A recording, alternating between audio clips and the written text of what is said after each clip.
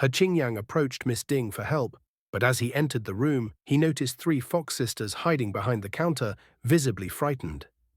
Their tension eased as they recognized him, and one of them exclaimed, "So it's you, young Master He."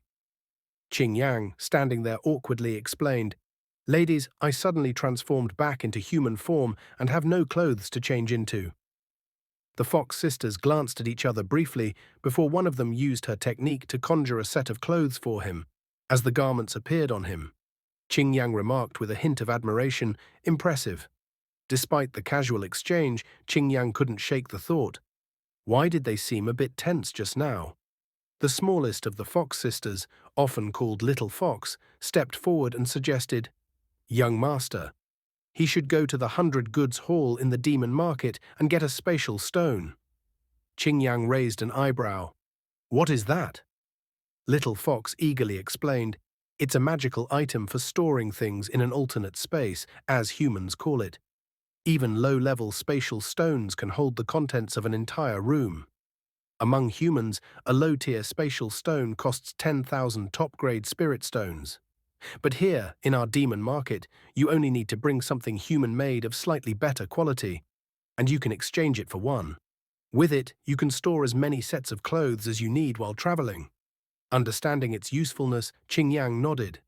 "I see. I will bring enough items next time and ask around." He then glanced around and asked, "By the way, where is your big sister?" Little Fox replied, "Miss Ding had some matters to attend to." Qingyang spoke to the Little Fox sisters, "Please send my regards to her. I will come back to play with all four of you another day. I have other things to attend to now, so I will take my leave." The little fox girl responded, "Take care, young Master He." As he was walking back, Qingyang suddenly thought to himself, "Wait, just now senior sister Ning was likely chasing a certain demon who entered the demon market right next to me, wasn't she?" He wondered, "I wonder if she had left by now." He continued to think, "But if I exit from here, the entrance won't be in the same place as before, so I shouldn't run into her." Later that night, at the Flower Water Pavilion, Qingyang knocked on a door and said, "Senior sister?" He paused and thought, "I need to make it convincing." When Ning Yuan opened the door, Qingyang immediately said, "Senior sister isn't asleep." Ning Yuan looked at him and asked, "Didn't you go out for noodles? How did you end up having a change of clothes?" Qingyang replied, "I ran into some thugs who were harassing a shop owner. I tried to mediate the issue, and when the thugs got angry, they smashed a bowl at me. The shopkeeper thanked me by lending these clothes to me. I will return them tomorrow." As he left, Qingyang thought to himself, "Good thing I thought of an excuse before coming back." Ning Yuan told Qingyang, "Upholding justice is commendable. You don't have to sleep in this room tonight." Qingyang asked her, "Won't this affect your plan to catch the demon?" Relieved, Qingyang thought to himself, "Phew, thank goodness." Ning Yuan explained, "Earlier, a demon was scouting the area near the Flower Water House, but I injured it and it escaped in the chaos. I chased it through several alleys, but it slipped into the demon market." Qingyang was surprised. "What?" he asked. Ning Yuan replied, What?" He clarified, "Scouting around the Flower Water House. Could it be the same demon that has been stealing people's kidneys?" He hesitated, thinking aloud, "But the timing isn't right, and I injured it before. Could it really be so bold again?"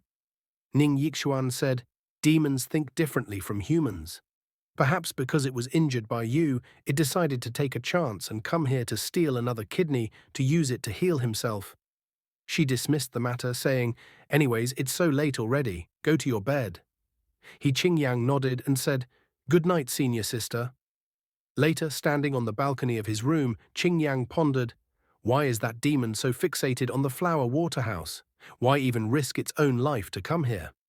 He continued to analyze, logically speaking, it doesn't add up. And there's one more thing that doesn't make sense. Finally, he questioned internally, "Why is she so gentle with the dog but looks at me with disdain? Aren't I that dog?" Qingyang sighed and expressed his thoughts, saying that if she treated him even 1/10 as well as she treated him in his dog form, perhaps he wouldn't have to die. He then noted that senior sister Ning didn't seem like someone who would respond to flattery. Finally, he decided to brush off the matter and suggested going to sleep, mentioning that he still had to train the next day. Qin Lianxin expressed her desire to join the group, saying that she wanted to train with them as well. Ning Yuan responded, explaining to Miss Qin that the Beast Tamer clan and the Grand Sky Realm were different and practiced distinct skills. Qin Lianxin apologized, admitting that she didn't think much about the differences and was simply excited to meet Lord Yuhua. She then added that she wouldn't watch their training and would instead wait for them to return for a meal. Ning Yuan thanked her for her understanding. Later, near the river, Ning Yuan asked junior brother He about his current cultivation level. Qingyang admitted that he had only recently broken through to the peak of the qi refining stage, finding it somewhat embarrassing. He explained that he had neglected his cultivation earlier and thought that since starfire and qi refining exhibited the same external energy, claiming to be at the peak of qi refining would prevent Ning Yuan from suspecting anything. Ning Yuan explained that today's lesson could be learned by anyone who had entered the first realm of qi refining. She asked junior brother He if he could step on the water and reach the other side. Yuan mentioned that this lesson had been taught in their main class before. Qingyang admitted, somewhat ashamed, that he couldn't do it because he hadn't attended the main classes properly in the past. Qingyang wondered to himself if Yuan was about to teach him the lightness skill. Ning Yuan assured him and said she would demonstrate once, instructing him to watch closely. She introduced the lesson as the first form of cloud steps, called Light Boat on the Lake, explaining that mastering it would provide the foundation to learn wandering floating clouds. She began her explanation by advising to gather energy at the soles of the feet and imagine the feet as two flat boats with energy as the water flowing beneath them. Yuan emphasized the need to control this flow and create a stable cushion of energy under the feet. Qingyang watched her demonstration with shining eyes, captivated by her skill. Yuan continued, instructing to push the energy out from the body like a leaf on water, rising and falling with the waves. She explained that the body should move like the leaf, following the flow of energy. Qingyang thought to himself that the original owner's body seemed to have a much faster comprehension of cultivation, realizing that, with her brief explanation, he should be able to grasp the essence immediately. Ning Yuan reminded Qingyang to keep everything relaxed and natural. She explained that water is the softest substance, yet it can penetrate stones. She emphasized that the body must flow like water, as this allows one to float on it. Ning Yuan observed Qingyang as he attempted to stand on water. Surprised by his progress, Qingyang exclaimed, praising her teaching as excellent. However, Ning Yuan questioned him, asking if he had already learned this technique before. She expressed doubt, saying, "You knew it before. Why did you lie to me?" Confused, Qingyang asked what was wrong. As he looked down, he suddenly realized he was actually standing on water. In shock, he blurted out, "Nani?" Curious, Yuan asked what he had just said. Qingyang quickly dismissed it, explaining that Nani was just an expression from his hometown to show shock. He reassured her that he truly didn't know how to do it before and wasn't lying. Qingyang admitted he didn't expect to succeed on the first try, even when following her instructions. Inwardly, Qingyang thought to himself how the body he now inhabited seemed to instinctively understand and learn techniques immediately. This realization puzzled him because the body had appeared incompetent for the past 2 years. He blamed the planners for the poor setup, thinking they were lousy at their job. Meanwhile, Ning Yuan reflected on how it had taken her 7 days to understand the light boat on the lake concept. Yet Qingyang mastered it instantly. She felt that even calling him a genius didn't do justice to his ability. Qingyang, on the other hand, wondered if Ning Yuan might be thinking the same thing about him, sharing his amazement at the situation. Qingyang admitted to Ning Yuan that his success might have been a fluke and that he would need a lot more practice to become proficient.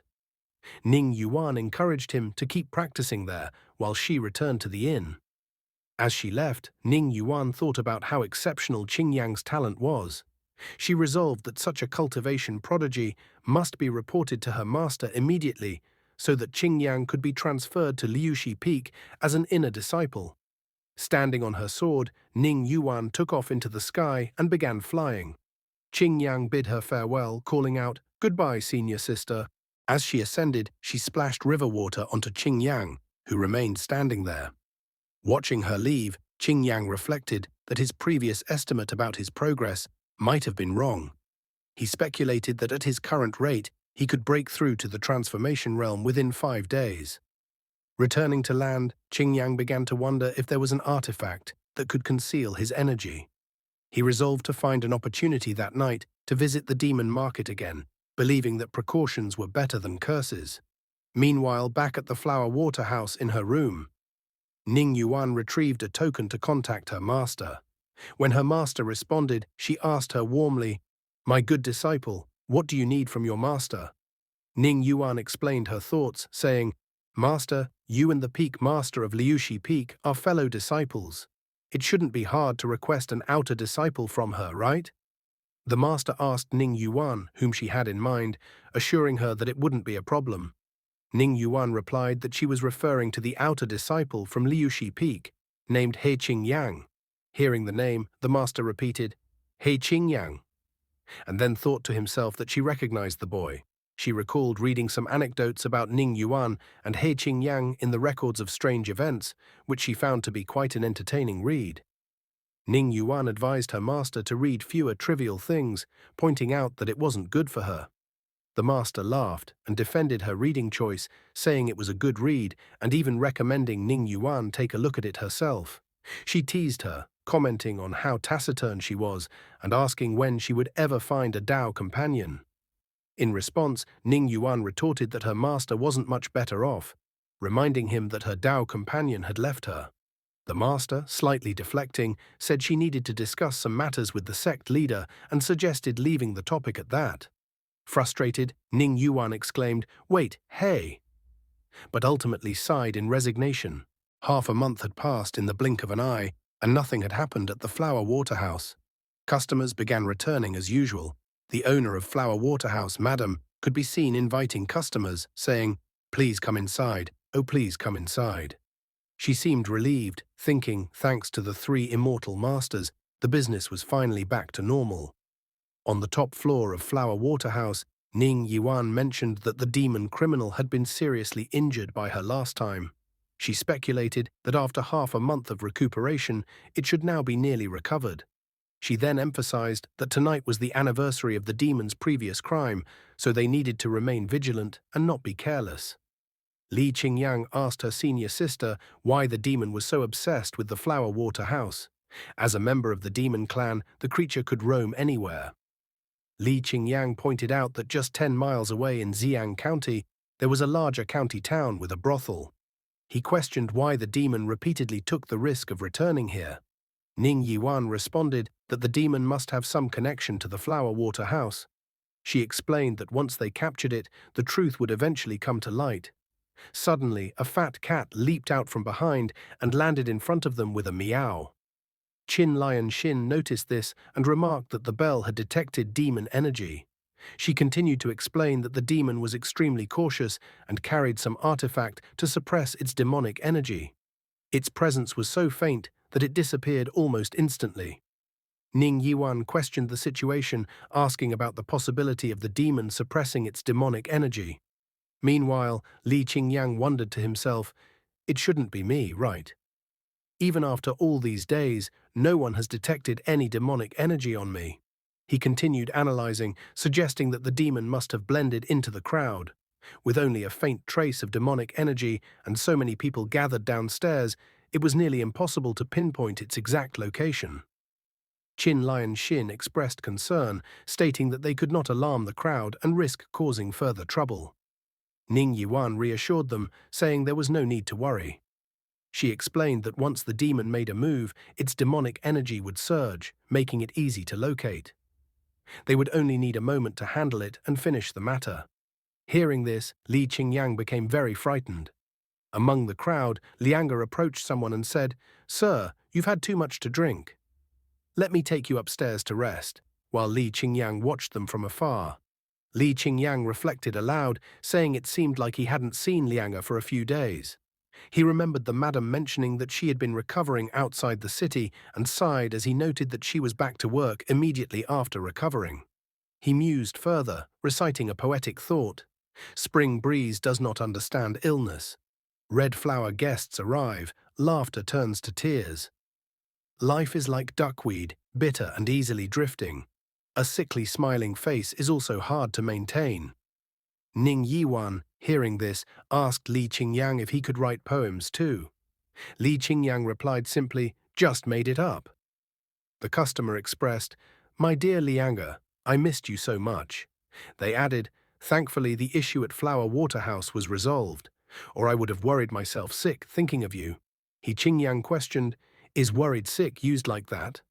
The customer requested, "Sing me a song later, my favorite 18 touches." Lianga responded, "You are so naughty." He Qingyang observed them from a distance. The customer remarked, "I'm naughty and you are like my naughtiness, don't you, Lianga?" Lianga glanced at He Qingyang while moving forward. He Qingyang watched them enter the Flower Water House. Qingyang thought, "Why does Lianga's energy feel different from before, and why do I have a sense of familiarity? Maybe it's just from staying here too long." He Qingyang then said, "Speaking of which, senior sister, if that demon knows we are stationed here but still dares to come, could it be that it won't use demon techniques to kill? It could simply knock out a man and use a knife to cut out his kidney, couldn't it?" Ning Yuan asked, "What do you mean by cutting a kidney the old-fashioned way?" He Qingyang explained, "Just using a knife, no magic. In that case, there wouldn't be any demon energy to reveal it." Ning Yuan realized that if the demon planned to act that night, searching room by room in such a crowded environment would be futile. She acknowledged the demon's cleverness in choosing a busy time to strike, as it made detection significantly harder. He Qingyang reflected on the situation, stating that the most dangerous place is often the safest. He speculated that for the demon, killing someone and taking a kidney right under their noses would be an even greater thrill. As He Qingyang pondered, he identified a sense of familiarity, but hoped he was just overthinking. However, an instinctive urge to act overcame him. When Ning Yuan asked him what was wrong, he didn't respond directly, but suddenly bolted towards Liange's room. He broke down the door and rushed inside, startling Liange. Inside, He Qingyang saw Liange sitting on the floor, holding a blood-stained knife. Liange, shocked by his presence, addressed him nervously, saying, "Master He, you are still here." At that moment, a stone hit Liange's hand, causing her to drop the knife. He Qingyang saw that Ning Yuan had thrown the stone. Lianga, now frightened, addressed He Qingyang again, but was unable to explain herself. Overwhelmed by fear, she jumped out of the window and began to run. He Qingyang called out to her, urging her to stop, while Ning Yuan chased after her, yelling for her to halt. In the midst of this, He Qingyang pulled a pill from his pouch and administered it to an unconscious man nearby. He expressed his frustration, stating that while he didn't care if Lianga died, he couldn't allow her to take another life. After ensuring the man's survival with the pill, He Qingyang remarked to the unconscious figure, "Consider yourself lucky." Lianga was running, panting heavily as she tried to escape. Behind her, Ning Yuan and Qin Liangxin pursued her relentlessly. While chasing, Ning Yuan called out, "Where do you think you are going?" As they continued, Ning Yuan instructed Qin Liangxin, "Miss Qin, cut off her escape. I will block her ahead." Qin Liangxin responded with a determined, "Got it." Ning Yuan leaped into the air and landed in front of Lianga, effectively cutting off her path.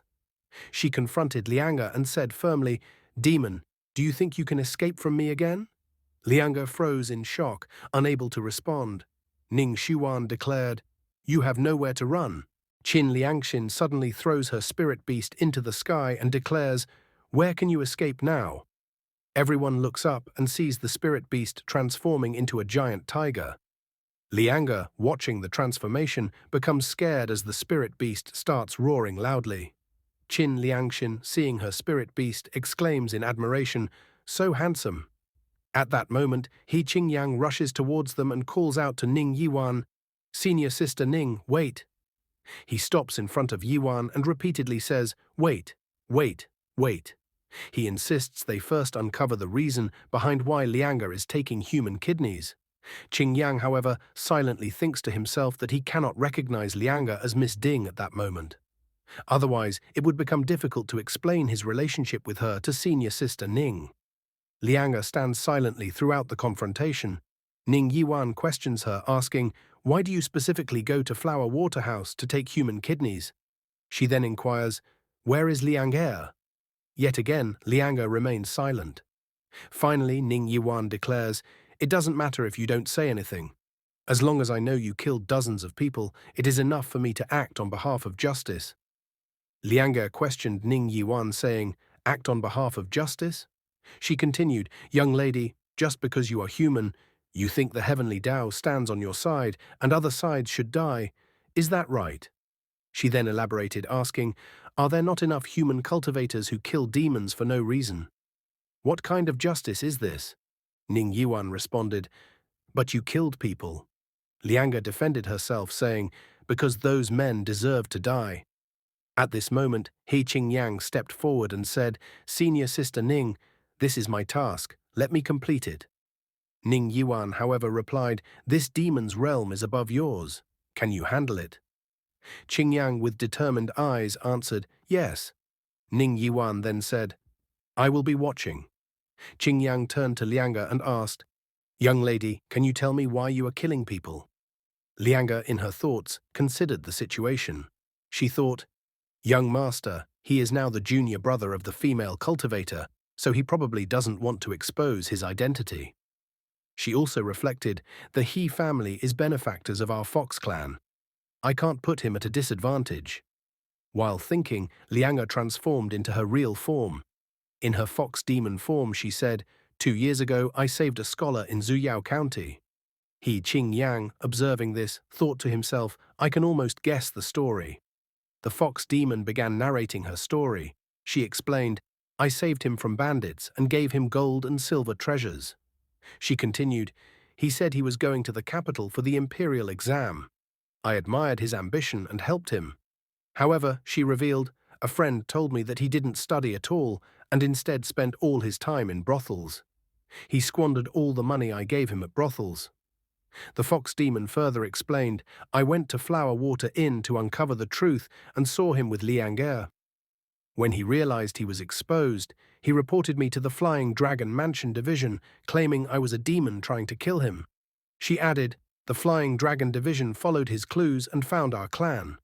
The fox demon recounted the tragedy, saying, "They tortured and killed us. Thanks to a powerful person's help, I and my sister barely escaped." She lamented, "But all my other clan members were massacred. They were so innocent."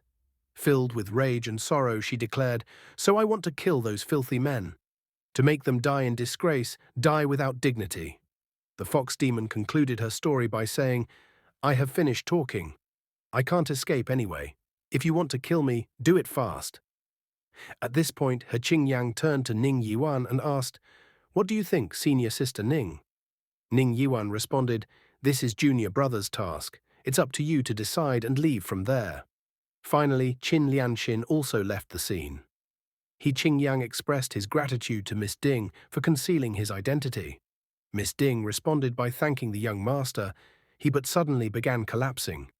Qingyang caught her and addressed her as "young lady." Miss Ding explained that the expert who had saved her and her 3 sisters belonged to young Master He's family. Qingyang thought to himself, realizing that it was no wonder Miss Ding considered the He family her benefactor. Miss Ding stated that her fate was in the hands of the young master. Qingyang remarked that letting her go would result in her encountering Senior Sister Ning again, who, with her way of handling things, would not forgive her. He added that there was only one way to save her. Miss Ding asked what that way was. Qingyang then asked if she would become his spirit pet.